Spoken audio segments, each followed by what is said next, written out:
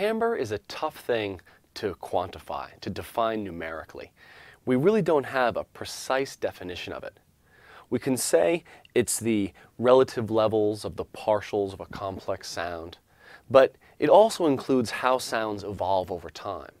One definition of timbre involves just relating two things, like timbre is the difference between an oboe and a violin playing the same note, which actually is a really good way to describe it because they're the same pitches, but their sounds are different and the sounds evolve in different ways.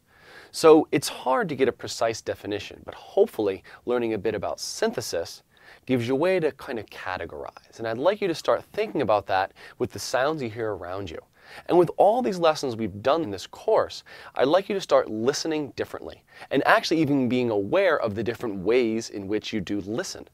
We can be focused on the music and the performance, like the pre-production side of things, where we focused on the song and the performance and the music itself.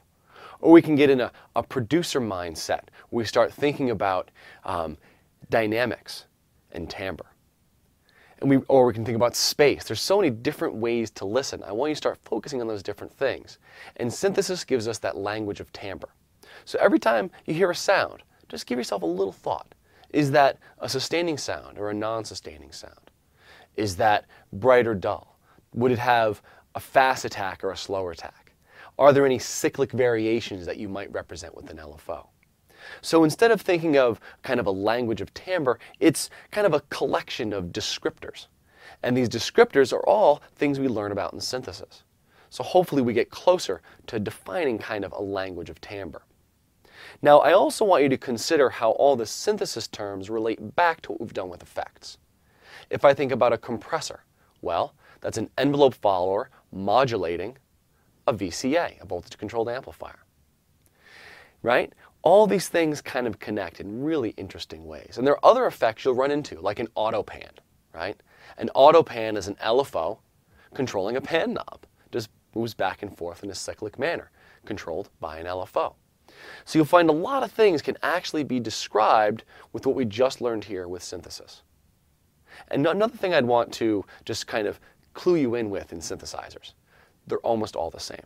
They really are very similar to each other. And synthesizer designers are kind of tricky. If you look at the interface, you'll find they're nearly all laid out in these functional components that we've described here. Most synthesizers will put the oscillator in the top left corner, and then the filters in the middle, and then the amplifier at the end, and the modulation kind of going beneath. In fact, I would challenge you to go to any synthesizer or sampler you have and try to define those components. Where's the oscillator section? Probably have more than one oscillator, but where's that section? Where's the filter section? There'll probably be more than one, but where's that section?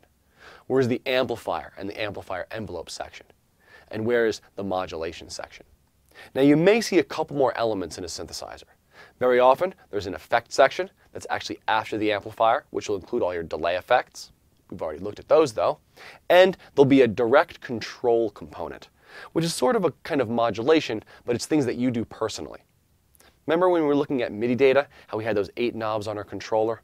Lots of synthesizers have 8 knobs designed just to be controlled by those. And there's other direct control, velocity. Velocity is a modulation source that can control anything else.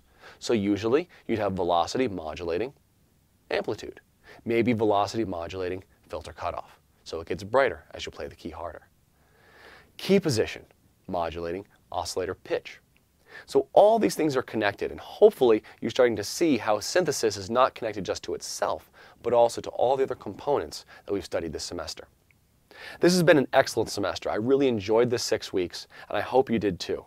But again, there's so much more to know. You want to take this further. Take it to the discussions here in the Coursera course.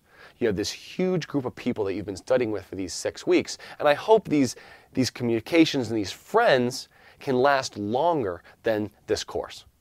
You can keep in touch with them and continue on your journey. One of the beautiful things about the internet and the contemporary society we live in, and this internet society, is musical collaboration is not confined by geography. We can collaborate over the internet easily, and it's becoming the standard way. So what you've built up here, these friends you've built here, can go on with you for a long time, and you can produce with them, and I hope you do.